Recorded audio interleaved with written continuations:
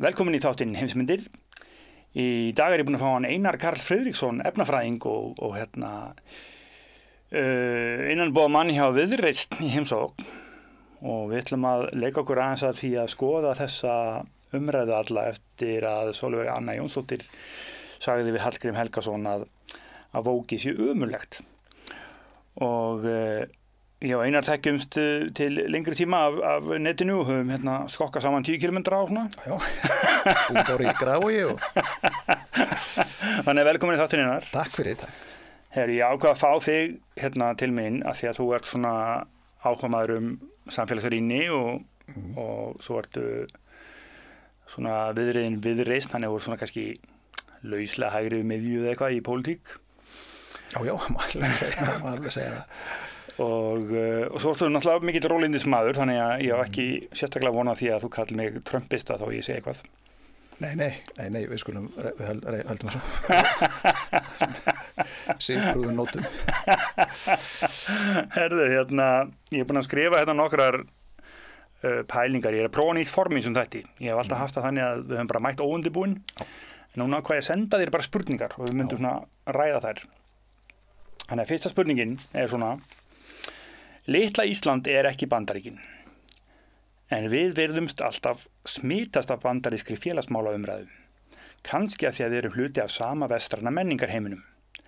Enda hafa bandarískir netmiðlar og afþreying gríðarlegt vægi hér á landi og því fáum við alltaf gremjuna og hitann í þeirri umræðu inn í okkar. Hvað finnst þér það viðhorf að við eigum að horfa fram hjá hlutum eins og ameríska menningarstríðinu og einbytta okkur að okkar eigin pólitík, þó að það sé alls ekki eitthvað sem okkur tekst að gera sérlega oft? Já, þetta er stórt spurt, sko. Þetta getum við ekki hort fram hjá öllu því sem er að gerast. Heimurinn er lítill og bara eins og við erum búin að sjá í fréttum núna síðustu daga, bara sem forseti Bandaríkjanna er að gera hefur alveg rosalega mikil áhrif á okkur. En þú ert náttúrulega að hugsa svona, hvað maður að segja, pólitíska, menningarlega umræðu í Bandaríkjunum. Sko sömuleyti sumt á við stundum auðvitað verið að passa okkur einhvern veginn að gleypa ekki allt hrátt þar. Það svona er oft bara, já, hvað ég að segja, umræðan þar getur verið bara, já, hlutirnir sko sögulegar forsendur þar fyrir svona ýmsum samfélags vandamálum eru náttúrulega sömuleyti svolítið aðrar en hér. Auðvitað eru við með stéttskiptingu og fleira sem hefur áhrif, en já, ég held samt að við eigum að svona, þegar við horfum á til dæmis hvort að svona hlutið eins og, já, þegar við flytjum inn hugtök eins og woke eða politically correct sem að var næstu í sama hugtak sem að eða sem var svona undanfari sem að þýddi nú held ég næstu í það sama. Einmitt. Já, það var svona, ég veit ekki, hjálpar það ekki jú, sko með þeim fyrirvara, við erum ekki Bandaríkjunum og við þurfum ekki svona að taka allar þeirra byrðar á herðarnar. Nei, við náttúrulega lendum til dæmis ekki í því að taka sérstaklega hart á Black Lives Matter, af því að það er ekki stórt issue hér á landi, ef við upplifum það ekki í sama hátt. Nei, akkurat. Þannig að það er svona dæmi hreyfingu sem hefur kannski ekki orðið einhver svona óguleg hliðstæð umræða í Íslandi, en hins vegar, og rauninni heldur ekki kannski fóstureyðingar umræðan, af því að það er ekkert verið að reyna að banna það á Íslandi. Nei, akkurat, og svona íhaldinu hér hefur ekkert tekist, eða það er bara ekkert þann nógu mikið hljómgrunnur til að fara að búa til eitthvað svona einhvern hita. Það er sko ameríska íhaldinu náttúrulega, þeir eru algjöru snillingar í meðal annars þetta fóstureyðingamál sem búið að vera hitamál í Bandaríkjunum í 50 ár. Það er svolítið ótrúlegt. Algjörlega. Af því að þetta einhvern veginn tekst að nota það til að stuða fólk eða fá fólk einhvern veginn, vekja fólk, að því að pólitík er kannski ekki fyrir okkur sem að hræðast í pólitík, ég nú sjálfur svolítið í pólitík, en sko margt í pólitík bara svo leiðilegt, þú veist, tekjuskattar, skattþrep, virðisaukaskattur, alls konar hlutir sem bara, sem þurfa að díla við á þingi, sem ekkit, sem á erfitt að engasjera fólk, og það sem að íhaldi í Bandaríkjunum hefur tekist, það að svona engasjera fólk með svona einföld tilfinningaleg issue eins og fóstureyðingar. Og svo hafa þau náttúrulega notað sko vókið, anti-vókið til að líka búa til bara einhver stórmál úr hérna, þú veist, trans íþróttakonum og svona einhverjum málum sem maður svona svolítið skrítið að séu orðin náttúrulega einhver stórmál, því að það svo sérðu einhverja statistík og það bara þetta ekkert að kollvarpa hérna, íþróttakeppnum í háskólum í Bandaríkjunum, einhverjir transstelpur. Þannig að þetta er svona margt sem blessunarlega við eins og sem við erum ekki að taka svona hrátt frá Bandaríkjunum. En já, ég ætla að segja að þú talar að politically correct sé svona undanfæri vóksinn, sko. Ég var að hugsa það áðan, ég held að hérna vóki sé orðið svona nýja útgáfan af hérna, sko, sumir notu alltaf hérna libtard. Og libtard er náttúrulega ömulega ruddaleg hérna lending að segja, og ég held að margir sem að hafa ekki list á því að kalla þið libtard, þeir kallið frekar woke. Já, má vera, sko. Já, sko, það sem að ég sko, nú er ég ekki sko, þannig á kafi í sko umræðin í Bandaríkjunum nema bara fylgist með fréttin, ég les New York Times og svona einhverja megin strömsmiðla, Guardian og en ég bjó til Bandaríkjunum fyrir, það er svolítið langt síðan, það var á síðustu öld, þetta er að vera næstu 30 ár. En þá alveg þá var alveg raddir, sko, já, þetta er politically correct, já, við erum alltaf politically correct og þetta er óþolandi, þannig að einhverju leiti finnst mér þetta að vera bara svona, veist, ég velti fyrir mig, er þetta orðið eitthvað miklu verra, er þetta bara pínu endurómun á einhverju svona togstreitu milli þess, sko, eru aktivistar, veist, aktivistar fara náttúrulega alltaf pínu í taugarnar á svona, þeir eru að rugga bátnum, þeir vilja pota og stinga og hérna, og vera erfiðir og svona, það voru engin svona tjald mótmæli, ég var 5 ári í framhaldsnámi í efnafræði, Cornell háskóla í Ameríku, en ég var náttúrulega bara á minni tilvunarstofu, svona var lítið einhvern veginn að taka þátt í einhverju svona pólitísku vafstri eða einhverju þannig umræðu í Ameríku, nema bara bjóð þarna og lifði, og þetta var voðalega notalegur smábær og háskóli og þetta er svona miklu rólegri stemning heldur en í svona þessum skólum eins og Columbia og Harvard, það var svona, maður á tilfinningunni að og svona þægu krakkarnir komið til Cornell. Ég var aðstoðarkennari þarna, fyrstu árin, svona teaching assistant eins og heitir, og var þá með svona dæmatíma fyrir hérna svona undergraduate nema hörkuduglegi krakkar, og bara allir vildu gera það, við vorum að leggja sig fram og lærðu voru rosalega dugleg og hérna góðu tími og það var hérna. En sem ég bjóð út í Ameríku í 5 ára og það er ekki fyrir sko, samt var maður kannski ekki fyrir löngu seinna sem að ég kannski áttaði mig á samt þarna að hvað margt í Ameríku var ennþá meingallað, svona margir Ameríkanar töldu það bara, já, við erum komið svo langt fram á veginn, það er búið að hérna afnema rasismann og já, menn held að vandamál verið bara farið á tímbil. Já, og heyrðu fólk tala já, veist, krakkinn minn, sko, hann er alveg litblindur, hann er ekkert að spá í hvort að vinnun eða vinkonan sé, svona hinsinn og litin. En samfélagið var það náttúrulega sko langt í frá. og svo fyrir maður að kynna sér bara seinna með svona þessi hvernig Bandaríkin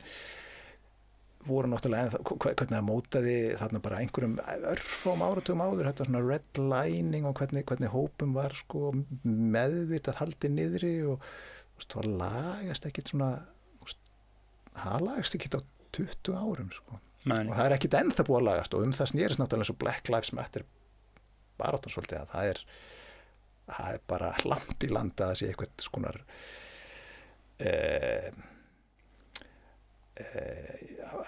jöfnuður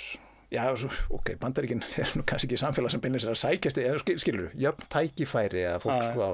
ólíkir hópar hafi jöfn tækifæri, ég held að staðan sé mörguleiti bara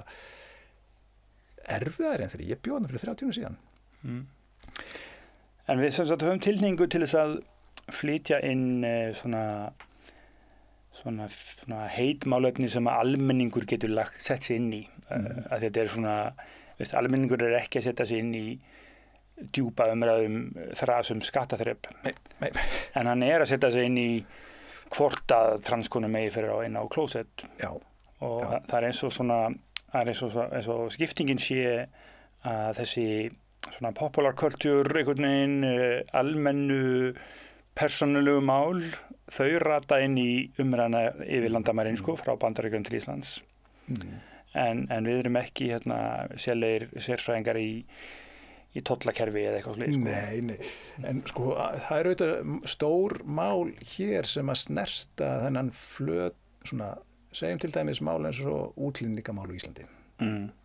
hælisleitendur og svona þar erum við með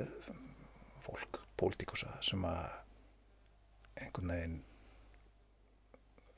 tala sko, það má ekkert segja bara en hverjir það sem segja að það megi ekkert segja ég meina er það hérna Diljá Mist Einarsdóttir eða sko og hvað er það sem hún ég að sjá fyrir mér hefur hún einhvern mann sko setið fyrir framan lyklaborðið og hérna ég þori ekki að segja þetta miðað við það sem hún skrif ég meina því að mér finnst þetta skipta máli sko en nú ég komin svona út í bara pjúra pólitík sko Diljá Mist var að skrifa hérna bara fyrir í lok mars, það var fyrir þetta hérna stóru vókbombuna hérna helgina þá var hún að skrifa grein í Morgunblaðinu hérna þetta bara virkilega erfiða mál með hérna einhverja hvað var hérna ofbeldi í Breiðholtinu hópskrakka lítils hóps held ég og blandar því sömu grein við hérna að flugfélög fá ekki farþegalista að það sé verða hugsanlega hleypa inn sko einhverjum mjög svona einhverju fólki inn í landi sem ætti ekki að vera hérna og þá ætla ég að fá að veifa mínu vókflaggi og segja fyrirgefðu þetta finnst mér bara ósmekklegt svona þarna verði svona að gefa því einhvern veginn blanda því inn að einhver bara einhver vandamál sem að við að etja hérna með einhverja unglinga sé einhvern veginn tengt því sko beintengt því að við séum ekki með kontról á landamærunum. Þannig að ég spyr mér sko Diljá Mist ennþá vinsæl og það enginn búinn að slaufa henni fyrir þessa grein. Þannig að sko þetta með sko að megi ekki segja mér finnst allavega vera þeir hafa hæst það sem að segja með Brynjar Nílsson og fleiri sem að ég hef haft mjög gaman að ríðast á netinu og hérna, ég þekkir ekki persónulega en hérna en við höfum átt hérna ágætisrimmur gegnum tíðina en Diljá Mist náttúrulega bókstaflega að nota þennan vinkil sem sér til framdráttar sko og ef hún væri þingmaður hjá Samfylkingunni og segði eitthvað svona þá henni mjög sannarlega slaufað í þeim hópi sko. En hún akkurat ekki þannig sko. Hún akkurat að spila á kerfið til þess að fá kjósendur sem að henni bandi sko. og þannig að þetta svolítið spurningum úr hvað átt þú kemur hvort þú lendir í slaufun frá þínum eigin, sko. Já, ok, já. Það og það eitthvað sem að kannski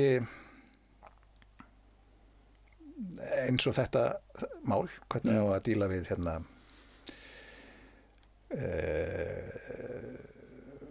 útlendingastofnun og svona. Það er erfitt og já, ég meina, það er eitthvað sem að kannski aðri flokkar er svona, já, vilja ekkit vera að bara erfitt, já, vilja kannski síður þá bara ræða. Eða nema að taka svona, þess að bara svona prinsipjál afstöðu að vegum vera góð. Já. En það, sko... Það er ofta ekki praktískt, sko, því að til dæmis með útlendingastofnun, þar, sko, ég hef lesið greinar eftir menn sem eru svona innanbúða menn þar, sko. Já. Og þar hafa menn dálítið samúð með sjálfum sér. Já. Því að þeir eru... Þeim er gert að framfylgja einhverjum reglum og það er næst í sama hvaða reglum þeir reyna að framfylgja. Alltaf er einhver brjálaður við þau, sko. Og það er kannski eðlilegt eða ekki eðlilegt eða hvað getur maður sagt? Já, ég mitt ég þekki líka fólk á útlendingastofnun og svo þekki ég fólk sem segir bara að það sé bara einhvern veginn, allir bara útlendingastofnun sé bara vond. Já. Það getur náttúrulega verið, stofnunin getur verið vond en þá þarf maður bara að ræða það þannig. Já. Og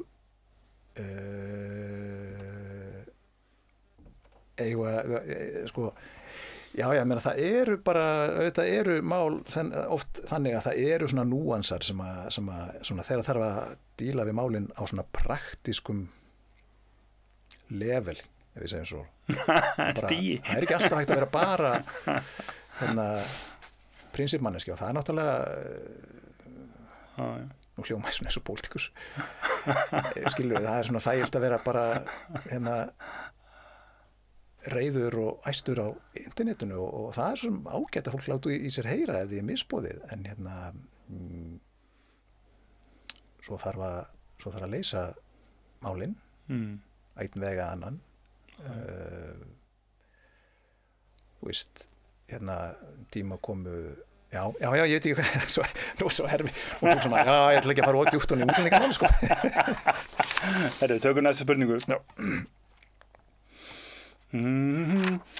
Herru, það er mikið talað um það á miðjunni í Bandaríkjunum að langþreyta á vókinu hafi snúið kjósendum þar gegn demókrötum. Já. Það eru svo að ég held 2 meginþemu við vókið sem að snúa kjósendum frá því. Annað er það að þykir stjórnlynt, húmorslaust og leiðinlegt og það þykir ýta undir fórnarlamsmenningu, þunglindi og óánægju og það talaði um það í dag að unglingar hafa aldrei verið eins óánægir og samt er alltaf verið að mokið og meiri afþreyingu og frelsi og þetta sem sagt er dálítið tengt við bannhyggju sem að takmarka málfrelsi og til dæmis í tilfelli transfólks þá eigi að gera það refsivert að fara rangt með kyn og eitthvað svona. Það er svona popular culture viðhorf. Það er svona almenningur er svolítið þar, sko. Bara, veit, allavega þessi hvað segja, íhaldssami almenningur. Svo er hitt viðhorfið sem er það að vókismin sé orðin hluti af síðkapitalismanum og viðhaldi status quo gagnvart gríðarlegri misskiptingu þar á landi milli ríkra og fátækra. Og það þykir, og þetta hafa verið skrifaðar um þetta lærðarbækur og er víst bara það er svona vaxandi áhugi á þessum vinkli, þessu atriði. Það sé rauninni ekki lengur þannig að vandamálið sé hvítir svartir, heldur einfallega ríkir fátækir og ríkir geta verið svartir og gulir og brúnir og svo framvegis en vókið þykir sem sagt í þessum skilningi vera orðið menning sem er lituð af mennta elitisma og við erum sem sagt, nú erum við tveir til dæmis bara ágætist dæmi við erum svona upper middle class eða eitthvað getaðir sko og við erum ágætlega menntaðir og við skiljum þessu umræðu og ef þú ert að vinna myrkrana milli í þvottahúsi eða eitthvað þá hugsanlega kemstu ekki alveg á sama stað svona í orðfæri og þekkingu á vók hugmyndafræðinni og það verður rauninni þér til trafala þó að það eigi að hjálpa þér. En þó hugmyndafræðinni að hjálpa þér, þá verður hún í praxís þér til trafala. Og spurningin, sem ég glemdi náttúrulega, hvernig finnst þér að fólk á vinstri vængnum ætti að ræða þessi viðhorf með tilliti til þess að vinna kosningar og binda endi á trumpismann sem ástand í vesti? Já, sko, ég held að séu svo sem í sko, margslungnari ástæður okkur kosningarna fóru eins og það fóru í Bandaríkjunum.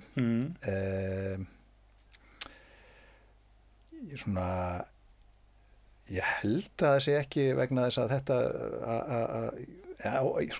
ég held allavega það sem sé að það sé ekki að spila það stóra rullu að einhvern veginn að þinn almenni kjósandi hafi upplifað demokrata séu svona rosalega vók og politically korrekt og séu með ekki segja eitt eða neitt um litafólk eða transfólk eða eitthvað svoleiðis, meira bara já, það var bara margt að. Ég held að Kamala Harris var hún hafi verið mjög flott og flink að svona útlista hversu gallaður Trump væri. Þá var það fyrst og fremst það sem hún var flink í. Það vantaði svona einhverja, svo komu kannski einhverja spurningar, já, hvað sérðu svo, hver er framtíðin? Hver er þín vision? Það var alltaf einhvern veginn ekki, það var óeftirminnilegt og einhvern veginn klent. Já, það var formúlukent og flatt, sko. Já. Og hún var ekki svona sjarmerandi eða spennandi. En þú,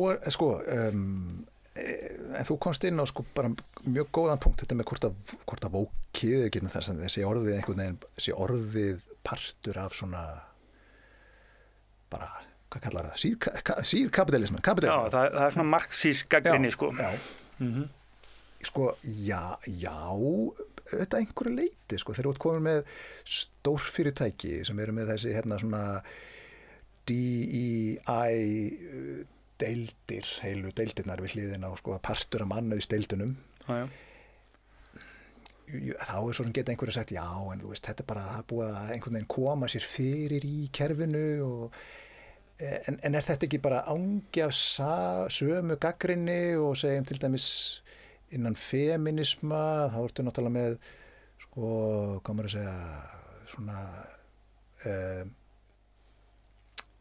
hvernig var það, ákveðin svona stjætta átök þar og sumir feministum myndu segja að hlutir eins og jafnlaunavottun nú voru svona félagar mínir í Viðreisn sem komið hjá en ég er alveg tilbúin til að ég var aldrei eitthvað rosalega ginnkeyptur fyrir því. Nei. Af því að ég held í stuttu máli að þá geri það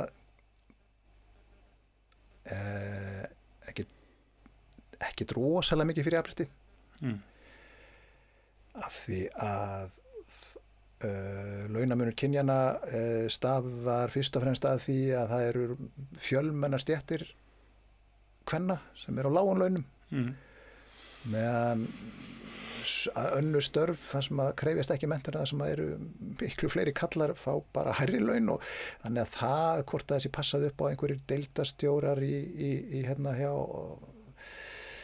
ég veit ekki hvar einhverju millistjórnendur hjá Landsvirkjun séu örugglega á sömu launum. Það er alveg gott að blessa þannig sé en kannski ekki stórmál. Nei, þetta er í sjálfur sér ekki stórmál en hvað ætla að segja með þetta svona diversity equity inclusion hugsun ég myndi samt ekki segja einhvern veginn að það sé bara einhvern veginn eitthvað glatað fyrir bara, ég held að það sé örugglega bara hjálplegt fyrir þessi fyrirtæki einhvern veginn að hafa það svona bak við eyrað og ég er svo sem ekki unnið þannig í Ameríku með svona einhvern DEI deild, við fengum svona bara í mínu fyrirtæki vinnunni og reynum að hafa svona öðru hvoru svona fræðslu fyrir starfsfólkið sem er svona veist ekki bara nákvæmlega það sem að við erum gera heldur svona eitthvað svona í tengslum við samfélagi og það kom kona sem að var að vinna svona í DEI stjóri hjá einhverju stóru fyrirtæki á Íslandi og mér fannst ekki ræðilegt það sem hún var að segja sko. Ég meina, það er alveg svona meikaði sens þetta var bara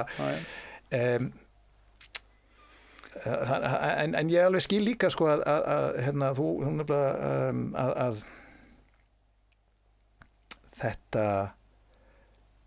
þetta er ekki fara að lyfta upp endilega veist, þetta að vera með DEI-deild hjá Microsoft, það er svo sem ekki fara að hafa neinn róttæk áhrif á svona stöðu ökumanna í Bandaríkjunum eða stöðu fátækra eða stöðu, já, bara það sem þessir segja, sko, það er svolítið vandrarlegt með hugtækið konservativ og íslensku þýðinguna íhald að sko bandaríska konservativ hugtækið inniberi einhvern veginn alltaf menningu held ég en að það var þá hlusta ég dálítið á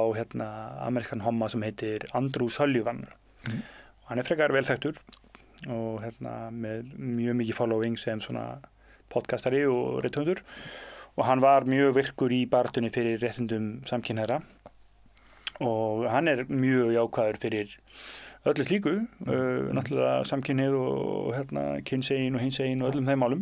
Hann er fullkomlega jákvæður. En hann segir að þessi affirmative action stefna gagnist lítið og hafi jafnvel menningarlega öfu áhrif. Það hefur til dæmis að hans sögn, nú er ég ekki tölfræðingur enn svoleiðis sko, en að hans sögn þá eru mjög vel þekkt að víða þegar það til dæmis farið í svona sensitivity training inn að vinnustöðum og þá versni aðstæður og samkvæmt bókinni bók sem var að lesa eftir Musa Al-Garbi daginn þá sýnir félagsfræðilega rannsóknir sýna að þeir sem að missa vinnuna á næstu mánuðum eða árum eftir að svona átak hefur verið gert það eru fátækustu einstaklingarnir og jafnvel þeir lituðu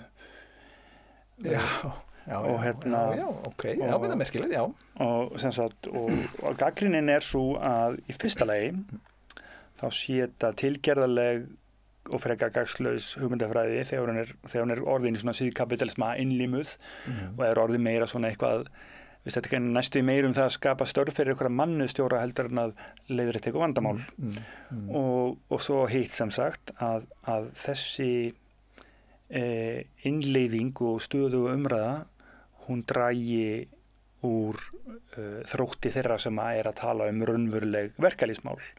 sem að geti virkilega virkað á þver pólitískt á alla línuna og gagnrýnin er sem sagt svo að vókið bara standi í þrýðum fyrir raunverulegur réttlæti og það sé það sem að latínós og svartir og fátækir hvítir menn í Bandaríkjunum, karlakonur þau sem sagt þetta er orðin svona klísja náttúrulega núna sko, en þau sem sagt segja að öll þessi tilgerðarlega vitleysa standi vegi fyrir því að það sé raunverulega verið að gera eitthvað fyrir þau og þau eru hægt að kjósa demókrata. Já, ég er náttúrulega það er kannski ýmislegt til í þessu, sko við auðvitað líka sko það kemur náttúrulega inn í að þetta spilar inn í líka að meðal sko Hispanic fólks víða í Bandaríkjunum þá bara þau svona eins og maður getur nú leyft sér að alhafa það töluvert svona sósíal íhaldsemi eða sumu leyti, þannig að þetta náttúrulega sko, staðan oft svona pínu meiri svona multidimensional heldur en við kannski viljum horfast í augu við hvort þetta sé svona alfarið af hvort þetta sé, hvað maður að segja orðið það að þetta sé orðið einhvern veginn gagnslaust, ég veit ekki mér finnst þetta sko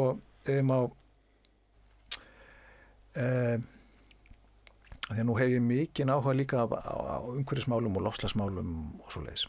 Og þar eru við sem samfélag svona að reyna eitthvað að standa okkur og gera og svo séum ekki að gera nóg, þetta er. Eða sem sko, og sem myndi að segja við séum bara anskotan ekkert að gera, ég veit ekki. Og en hérna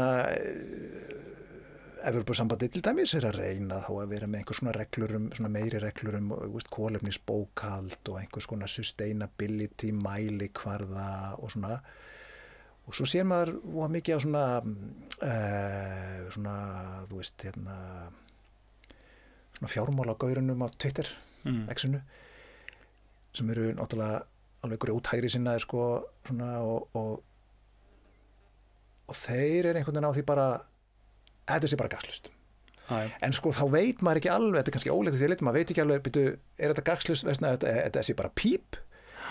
eða bara er ykkur bara drullu sam, eða er þið búin að kaupa það að loftslagsmálin sé bara non-issue, að við bara veist að koltvísýringur sé bara góður fyrir plönturnar og þetta sé bara allt í besta, veist, ég veit ekki alveg sko því að þannig það er svona ef við tökum þennan svona vókisma sem þú ert að líða svona, getur við kallað þetta svona institutional vókisma í Ameríku veist, að segja bara að þetta er orðið vonlaust sko, það er náttúrulega leið og þú reynir að svona institutionalisera svona einhvers konar regluvæða hluti það virkar ekki hinn róttækum munum sjálfsagt alltaf að segja þetta er svona pínu eins og með hérna þú ferði í hérna gleðigönguna sem er búin að vera ekki nema bara ekki nema hvað 25 ára eitthvað svoleiðis ég man eftir hérna komið elstu dóttur mín á Háhest hvenær? 99, 2000 og hérna bara fylgdist með og svo bara fór ég inn í gönguna og svo býtu, nú er kannski haldallar að ég sé ný fráskilun og bara fólk heldur í sig komur út úr skápnum þetta er bara 20 ára síðan og núna einhvern veginn mæta allir niður í bæ en svo eru þetta einhverjum sem segja að þetta er orðið svo kommersielt eitthvað og svona mainstream og skilur við að það hérna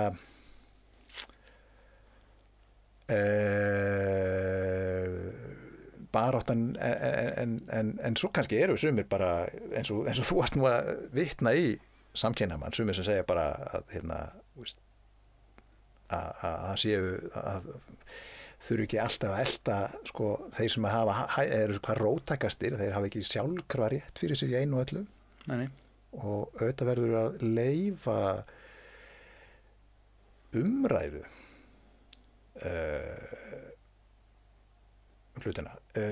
Já, þú varst reyndar að spyrja sko, já, voru kannski komin út úr þetta, þú varst að velta fyrir sko, hvað geta, sko ég veit að ég byrjaði á að segja, ég held að ég myndi ekki kenna vókinu að hérna Trump hafi sigrað sko, miklu frekar antivókinu, ég held að antvókið sé miklu sterkar en vókið. Já. Ég þori alveg að segja að ég sé vók og ég ennþá meira andvók. Já. Ef þú skilur. Já, það er líka góður punktur því að hérna nú hefur mikið verið reynt að skilgreina vók og hérna ef við tekum mið af amerískri umræðu þá þykir þetta raun í dag vera svona menningarsveifla, þetta er svona hreyfing eða þetta er svona mengi hugmynda og hérna og raun í hegðuna minnstur líka. En það er raun í eins og segir, það er raun í dálítið áhugavert að skilgreina frekar antivók. Hvað er antivók? Og þar af því að við getum ekki sagt sko af því að sko í sinni innfeldnislegustu mynd þá er vóki bara að vera góður og já, það er alveg rétt eins og Hallgrímur Helgason sagði sko en það er náttúrulega frekar vonlaus nálgun sko því að hérna við getum öll sagt að við séum góð. Já. Eða svona,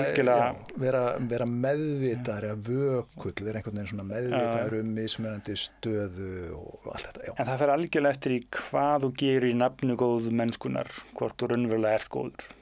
Já. Og og við getum tekið einhvern asnalegt dæmi bara svona til gamans. Ef að ég til dæmis geri það ólöglegt að vera miðaldra hvítur karlmaður af því að þeir eru vondir. Af því að mér finnst það að vera sko gott fyrir konur og samkynhneigða. Þá væri það ekki góð aðgerð. Þá er ég ekki góð maður þó að hugsjónin sé góð. Þetta er náttúrulega rugldæmi sko. En pointið er bara það að framkvæmdin og leiðin sem er farin er náttúrulega það sem er raunverulega lýsandi fyrir hvort þú ert að vinna að góðu málefni eða ekki sko. Já. Og þarna er náttúrulega gríðarlega mikið deilt hlutina og það er svo fyndið hvernig við tökum þessu umræði yfir á íslenska markaðinn að því að hérna er þetta kannski ekkert það mikið vandamál sko. En í Bandaríkjunum er það núna af því að við fengum hennan blessaða Trump sko. Og það er að einhverju leyti þessum málum að kenna og við getum sagt að við getum leikið okkur með tölunar, við getum sagt að ekki nema 5% af ástæðinu eða eitthvað en sum láta hljóma eins og sé 97% af ástæðinu en pointið sem sagt er að þegar eitthvað svona stórslys eins og Trump gerist þá er það gríðalegt bakslag og mikið áhyggjuefni. Heimurinn er gjörsamlega sko, allir á sko, það rísa hárin á öllum heiminum í dag sko.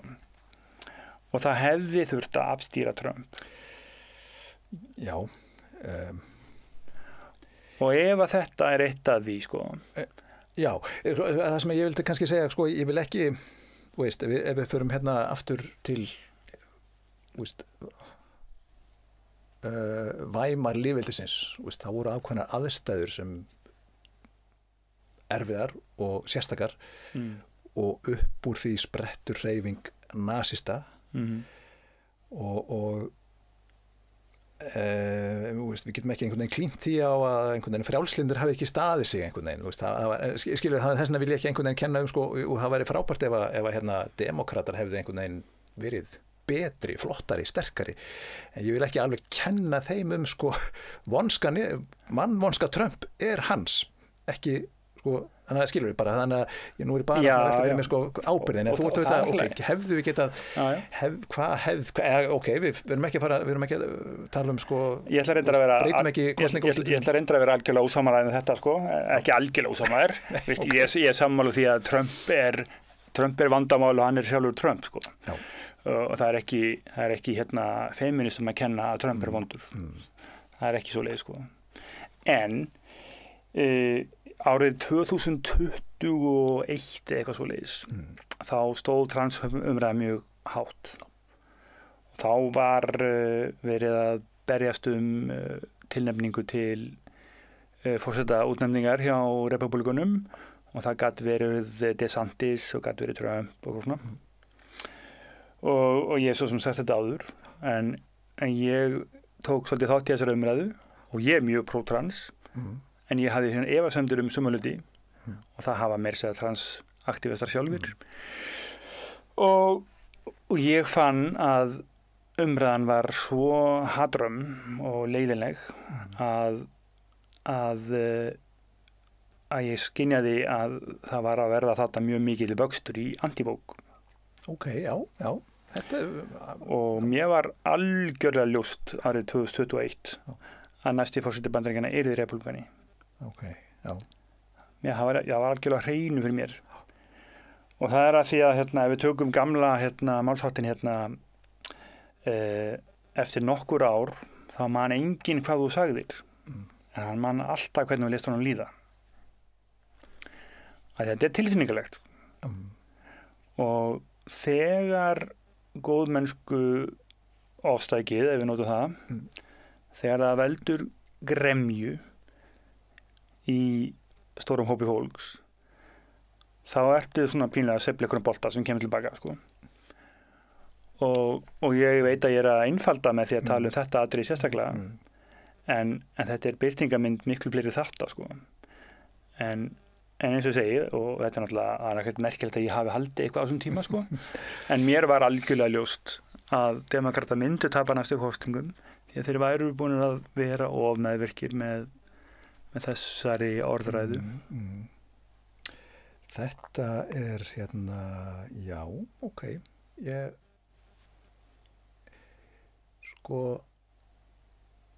já, ég vil kannski að færa okkur aðeins til Íslands. Ég held að það sé svolítið, ég held að þú svona þegar þú sendir á mig punkta hérna fyrir þetta viðtalum og því að eins og við myndumst á uppæði sko, sumt speglast á Íslandi og þetta sko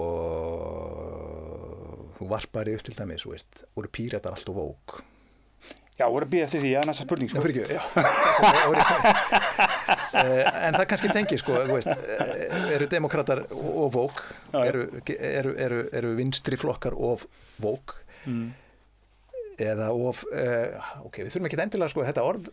sem slíkt, við vitum heldur hvað við erum að tala sko, eru þeir of hvernig skil, eru þeir of dogmatískir, eru þeir of getur við kallað dogmatískir, sko að einhvern veginn að leyfa, eða svona orthodox, kannski rétt orðið svona. Kannski, já, að vera til svona einhegðun sem viðkennd, sko. Já, að megi svona ekki styggja svona einhver dogma.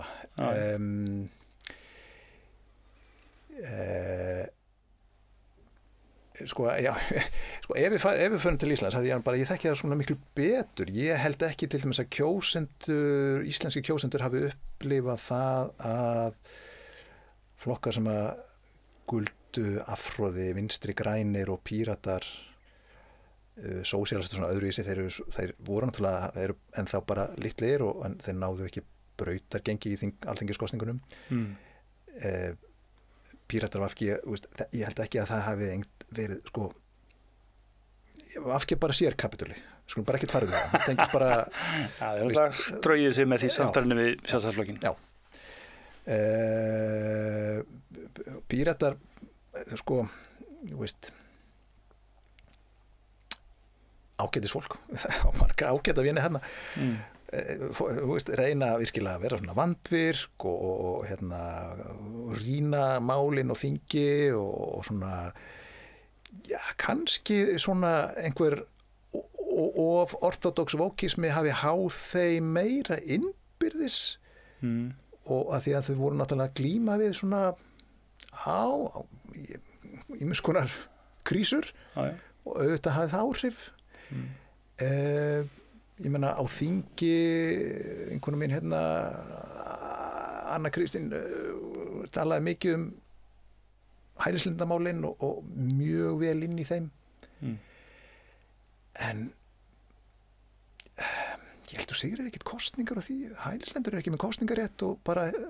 þetta kannski ljómar á svolítið kaldranalegt sko svona hinn breiði meirihluti finnst, já, auðvitað við svona reyna að standa okkar plikt en sína líka svolítið skilning af fólkinu sem var að kvarta í Keflavík, það bara allir strætó og allt fullt allt fullt allt í hérna fólki sem að bara ráfur göttunar og þurfum að díla við þetta einhvern veginn og fólki já, þetta ekki hitamál sem að þú vinnur já, en samt veit ég þekki líka alveg mjög gott fólk sem að finnst þessi mál bara stórmál, risamál og þetta sé einhvers konar svona siðferðilegur barómeter á samfélagið Ég held að það sé þetta góða punktur sko þannig að voru Píratar og vók ég held að það sé svona flóknar að fara að útskýra þeirra kosningaósigur en svo ég séði Jakob Bjarnar Gretarsson segja þetta ítrekkað sko að það sé algjörlega augljóst að þeir flokkar sem voru þekktir fyrir svona vók atriði þeir hafi beðið afróð og þetta hangi bara sterkt saman. Já, sko samfylkingin vann alveg stórsigur og þeir hættu ekki að vera vók. Þeir svo sem það kannski þeir voru minna áberandi vók í kosningabaráttunni. Þeir völdu mjög augljóslega að vera ekki áberandi vók. Og Kristrún er fólk auðvitað fær það sterklega á tilfinninguna. Hún sé svona pragmatisti, hún er svona miðjumanneskja, við hjá Viðreisn alveg, ok, við erum ekki þákað hún er rosalega bara, þú veist, öflugur pólitíkus og á náttúrulega mjög mikinn þátt í þessum sigri. Algjörlega. En samfylkingin var ekkert bara parkeraði, já, ok, ég veit að þú ert ekki kannski sammála. Jú. En þarna getur líka aftur gert greinamun, sko. Veist, það er enginn að segja að það sé að þú hættir að vera woke, þá hættir að vera feminískur og hættir að hugsa réttlæti. Það er enginn að segja það, sko. Já, meina, við getum kannski snýst málið sko, að við erum ekkert að tala og við ætlum ég myndi ekki að gefa öllum hægri mönnunum sem allt í nú, eða hægri sko, þegar ég notaði hægri svona í nánast niðurandi merki og allir svona hægri guttarnir á Twitter sem allt í nú voru fættir ég og Sólveig Anna erum sammála í fyrsta skipti og ég ætla ekki að fara að gefa þeim sko það að segja bara ok, búið, nú verður að hætti að vera vók en við sko ég meina, ég held að við sem viljum dýpri samfélagsumræðu, viljum og höfum gaman og teljum það bara mikilvægt og þroskandi fyrir samfélagið að geta rætt alls konar við erfið mál. Við eigum að leyfa okkur að ræða öll mál. Samanlega. Ég get alveg tekið undir það að partur af þessu sem að fólk upplifir sem svona mikinn vókisma sem er ekki, sko, þú veist, ekki, þetta er engar svona yfirlýsingar nornaveiðar og eitthvað svona finnst mér stórkostlega en að það sé stundum svona það er ekkit endilega verða taka undir sko ef maður leyfir sér einhvern veginn að svona ræða svona forréttnalega hluti ef ég má til með nefna eitt skemmtilegt dæmi að því að nú erum við þeirri rosalega flottu stöðu í Íslandi að við erum allt í einu með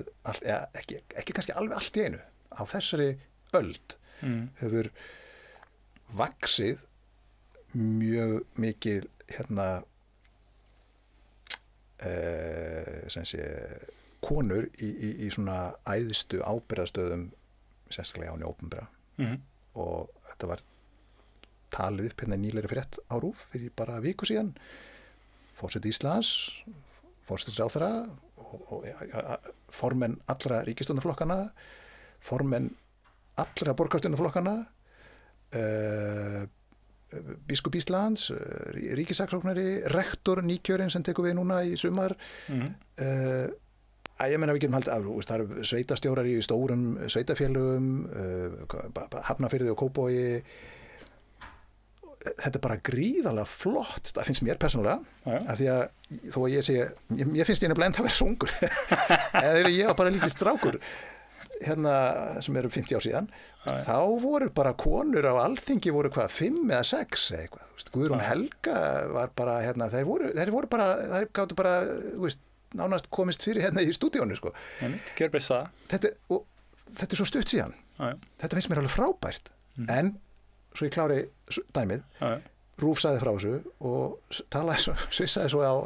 ágæta mannesku prófessor á háskólanum kynjafræði sem að vildi nú samt passa sko við ættum alls ekki að gera mikið úr þessu að því að svona í sögulegum skilningi þá væri nú þetta bara einhvern veginn hálfgert undantekningar ástand en þetta var svona pínu eins og bara sem ég með fannst bara svo rosalega skrítin rök sem sko það var svona pínu eins og að segja heyrðu býtu já, plánetunar eru allar í einni röð já en þetta gerist á 75 ára fresti það er búið að breytast heilmikið á sérstaklega þessari öld og það er bara ánægilegt og gleðilegt og ég skil ekki alveg okkur þurfum einhvern veginn að tala það einhvern veginn niður en allavega þannig að ég er svona einbrað á þessu á samfélagsmiðlum á Facebook sagði að ef mér hefði fundist þetta svona mikil svona einhvern veginn glasið er hálftómt stemning nálgun yfir þessari umfjöllun og þá gerist það þegar maður reynir svona einhvern veginn að fá því og ég meina flestir mínir Facebook-vinir eru svona meira liberal frjálslynt fólk svo sem ekki bara vinstri en svona sumir myndu segja væri meira og meira allt vinstri fólk en allavega svona frjálslynt fólk að svona þá kannski þegar maður leiði sem að svona einhvern veginn vill vera svona sem ég hef mjög gaman af að einhvern veginn vera pínu svona antagonisti innan liðsins þá svona kemur fyrir svona veist, fæ maður svona eiginlega engin viðbrögð, það ætlar engin að segja neitt svona. Og svo kom einhver kommentur svona já en sko við verðum nú að veist, það samt svo mikið bakslag og veist, en sko minn punktur snýrst ekkit já, það veist, við getum farið út í það en þetta snýrst ekkit eitthvað bakslag menn þetta bara snýrst það að það hlýti að vera tilum til að fagna því að þessari gríðarlega breyting sem orðið á 50 árum en ekki fara að segja já, þó að sé kvenrektor annar í Íslandssögunni þá það nú samt bara 2 af 22 veist, það eru 2 af 4 á þessari öld og við getum líka veina á þessari öld eru við núna með 3. kven forsætisráðherrann það er breyting mjög jákvæmt við getum ekki fara að bakka aftur til sko hvenær við erum búin að vera forsætisráðherra íslenskan síðan hvað 1900 já við förum aftur til upphaf lýðveldisins og sagt já en þetta eru 1-3 konurnar og það eru búin að vera 40 kallar já en sko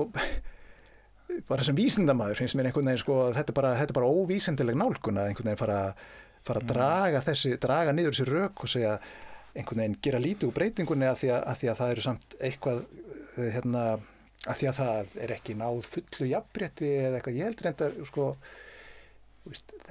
jafnréttisbaráttan þetta er bara eilíðarmál sko þetta er bara eins og að segja þú veist að heyrðu Kristinn nú erum við ég er orðin 56 ára ég er búin að ná fullkomnun, ég er orðin fullkomin einstaklingur nú það er ekkert að vandam lengur þetta er eiginlega bara þetta er eins og alveg börnum okkar eitthvað þetta er aldrei búið og það er bara eins með að við erum alltaf að reyna að bæta samfélagið jafnréttismálum og mannréttindamálum og það er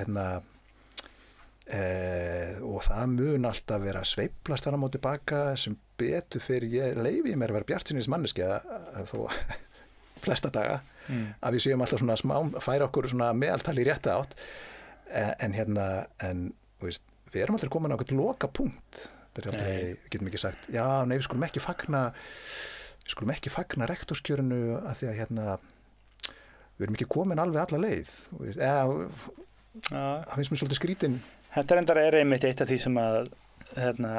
í þessum ameríska menningar baráttu anda er svolítið kvartað yfir sko og þá er þetta aldrei spurning það sko að liberal vinstrið þykir vera einmitt sko glas alltaf hálftómt sko og það sé svona grundvallar viðhorf sem að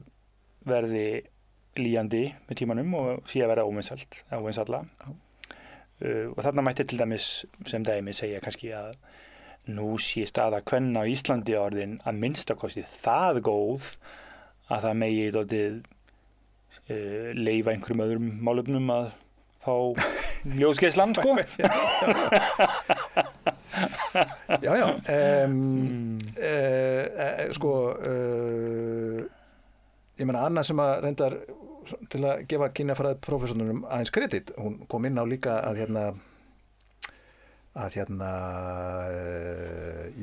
hvernig orða hann fór að tala að þetta væri nú allt sko vel menntaðar konur í svona úr svona, hvað maður að segja, valda að þetta jafnrétti það nái ekki til allra, ekki til skúringakvennana og svona og það er alveg valið punktur að einhverju leyti held ég sko þá að það getur við sagt ég meina já en við erum ekki samt ég finnst það samt ekki draga úr því við erum ekki að fara að kjósa sko einhverja ómenntaða konu sem rekt, skilur við þannig að þetta er en það er ekki það með sagt að sko, jafnréttismálin á þeim vettvangi sko, og svona sem snúa þá meira að svona stéttabaráttu að það sé ekki einhvern veginn heilmikil vinna ennþá. Já, herru, við erum komið svolítið langt á tíma. Ég ætla að henda á því hérna spurningu svo ég reyna að draga þetta svolítið saman. Byrjum við. Þetta svona vókið sem hreyfing og hugmyndafræði. Það á alltaf við svona hluti að einhver fer að kalla það á hugmyndafræði og hreyfingu. Þrátt fyrir að talsmenn hugmyndarinnar kannist gjarnan við hvorugt. Til dæmis var það algengt viðkvæði hjá feministunum að feministar séu ekki allir eins og tala ekki einu máli. Og þess vegna sé ekki hægt að væna þá neina eina hugmyndafræði. Veist, það kemur alltaf að þetta svar hérna, we are not a monolith, eitthvað slíðis. Og ég hlusta töluvert á pólitíska umræðu á miðjunni í Bandaríkjunum og það jafnan hiklaust talað að vóki hafi ýmsa lýsandi eiginleika. Og það sé alveg hægt að tala þetta sem hreyfingu eða hugmyndafræði. Og það sé ofsalega mikil einstaklingshyggja með öfgakendar hugmyndir persónufrelsi hvers og eins sem jaðri við tómhyggju. Og þetta sé hugafar sem að hafi sprottið upp úr postmodernisma og sé á margan hátt á skjön við náttúruna og kjarnafjölskylduna og marga vestrana menningu. Þess vegna vilja margir ekki að vókið, þau viðhorf, hafi alveg ótakmarkað vægi í menntakerfinu. Það þurfa að vera einhver balans á milli íhaldsgilda og framsækjana gilda þar til að verði svona friður í samfélaginu. Þetta eru svona tvær stríðandi menningar, 50-50. Og hérna í bandaríska háskólakerfinu mjög mikið talað að þar séu hægri hugsuðum einfallega slaufað og það sé erfitt að tala neitt annað en vókmálefni. Þetta viðhorf sem rétt að blása á og kalla fóbísk og íhaldsum eða hægt að feta einhvern milliveg í þessu? Já, þetta eru góða spurningar. Sko, ég held að sko, einstaklingshyggjan, já, það náttúrulega samt, sko, það náttúrulega eitthvað sem bara svo gegnsýrt í okkar vestræna samfélagi. Þarna náttúrulega eigaðu við sikkura hugmyndir með einstaklingshyggju. Já, jú, en pínu partur af þessu að það ekki að við eigum virkilega að fá að njóta okkur svona sem einstaklings sko ég ímynda mér svolítið að kannski svona þessi íhalds sömu Amerikanar, þeir séu náttúrulega bara þá meira á því að veist ég veit ekki, er þeir meira að hugsa sko að við megum ekki gleyma því okkur, veist, við höfum skildur gagnvart samfélaginu, eitthvað svona sko. sem svona sko þeir vilja jafnvel meina sko að það að hafa skildur gagnvart samfélaginu og jafnvel vera hluta einhverju kirkjufélagi eða eitthvað svona að það gefi einstaklinginum eitthvað sem að vanti sko. Ég finnst þetta bara mjög áhugavert af því að ég hef svolítið gaman af að nú ég reyndar aldrei komið til hérna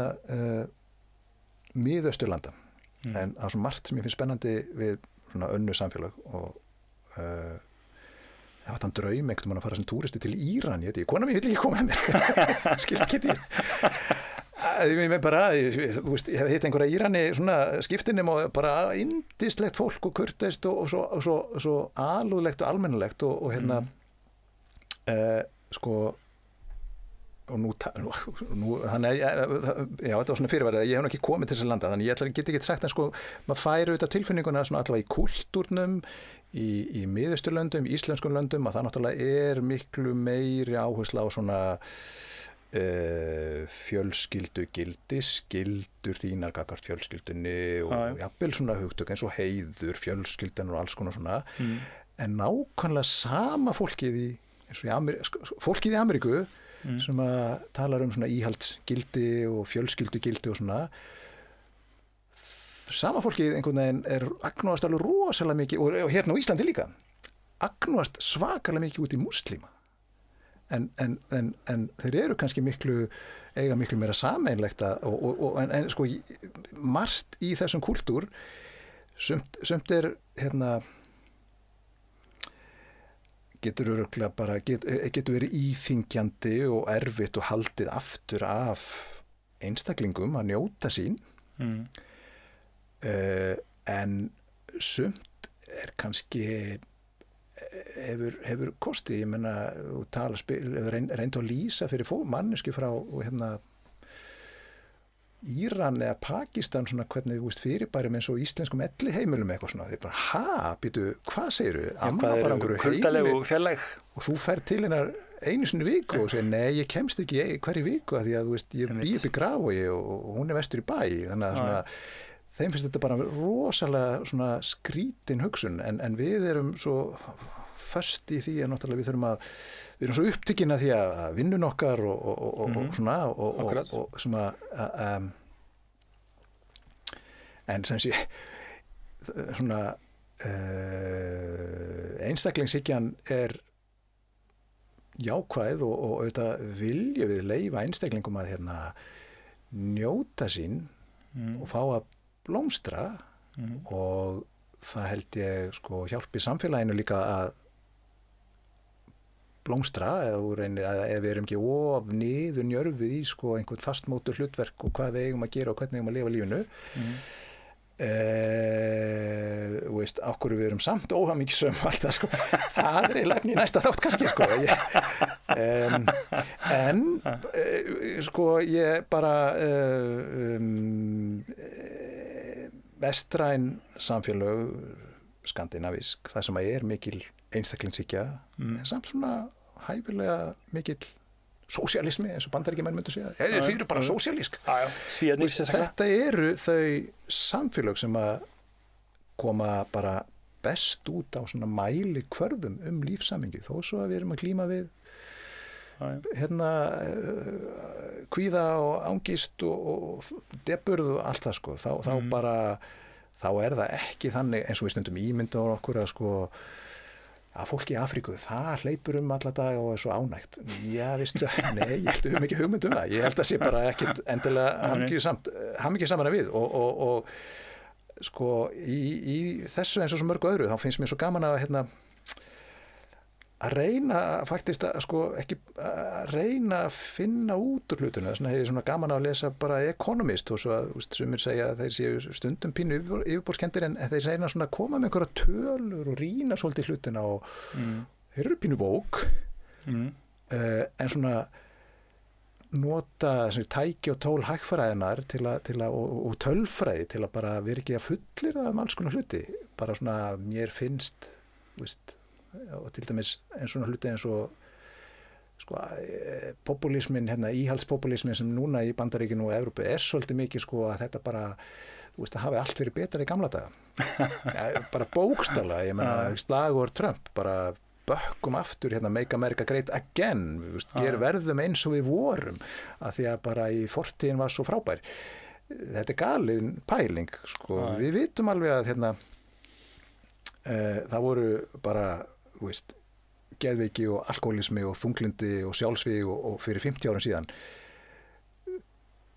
við bara tölum miklu minna það kannski tölum og mikið nei, ég segi það nú ekki sko skilur þetta við við erum já þess vegna ég svona tekið aðeins aftur pólitík af því að ég er bjartsýnn á að við getum svona haldi áfram að svona þróa samfélagið til betri vegar og við séum aldrei komin á hvern lokapunkt. Nei, ljómandi. Herðu, við skulum bara hafa þetta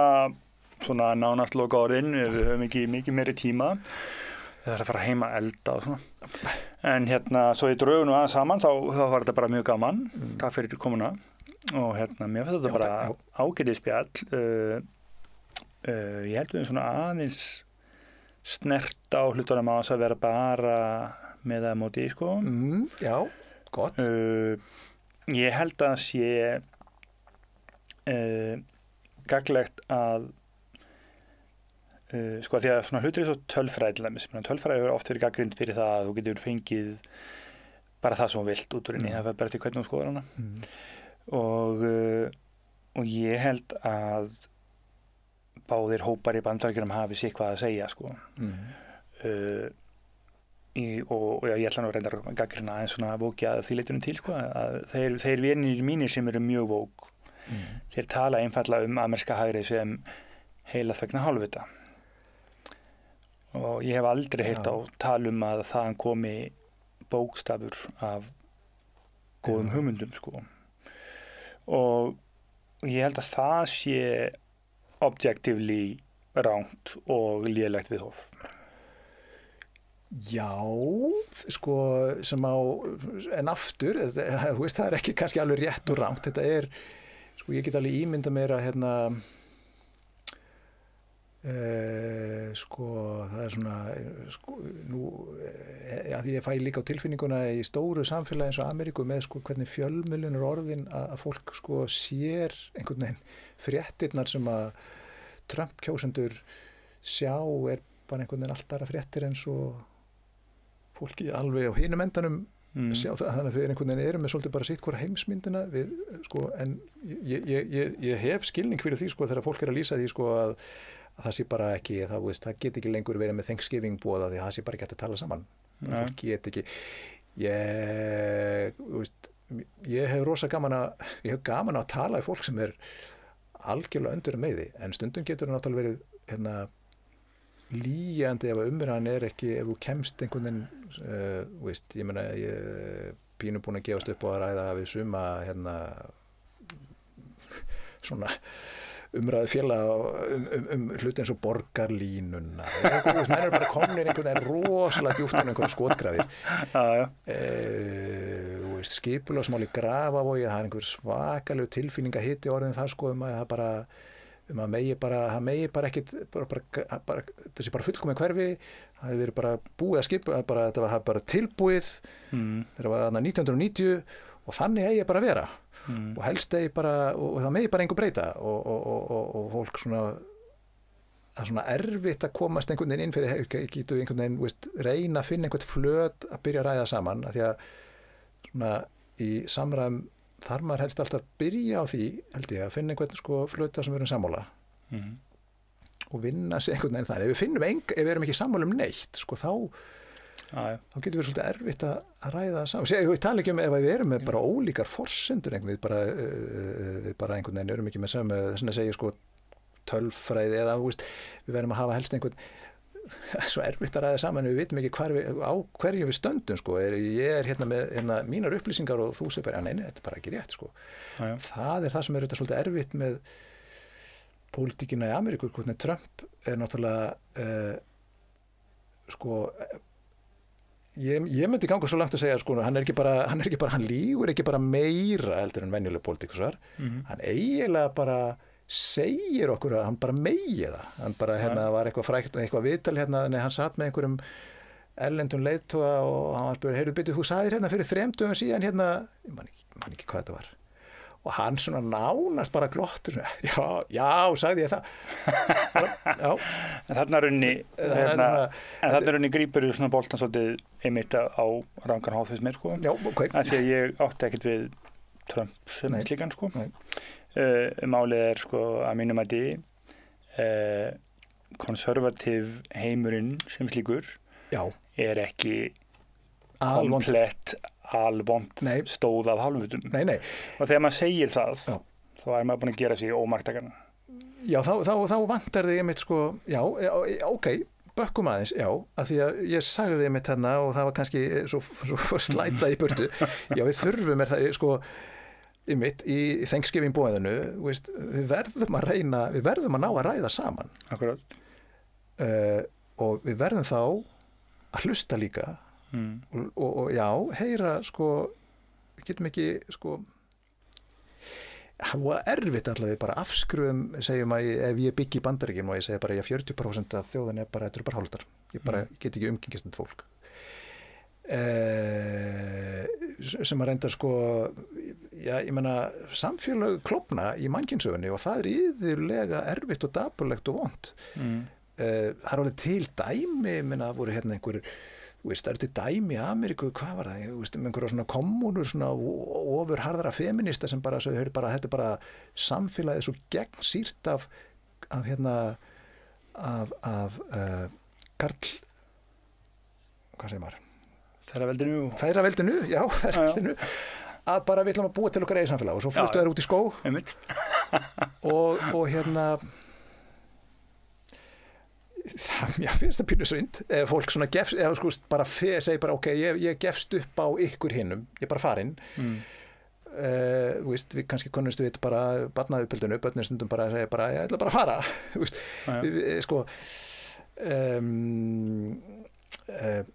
við þurfum en það er áhyggjuefni í Bandaríkjunum hvað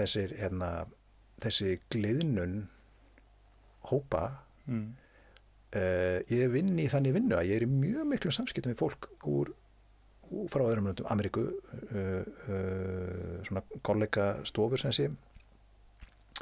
er í patentráðgjöf og já, já bara felst í því meðlans heilmikið samskipti og við hittum stundum á ráðstöfunum og svona en í dag er það svolítið þannig að þú hittir bandarísku kollegana sem eru ekki svona einhverjir bestu vinni mínir, samt fólk sem góðir kunningjar og svona pólitíkin er bara orðið svolítið off limits, maður bara eiginlega þorir ekkert að maður svona, já, hvað kaust út, hvað svo? Já, ert þú bara nasisti? Þetta er stór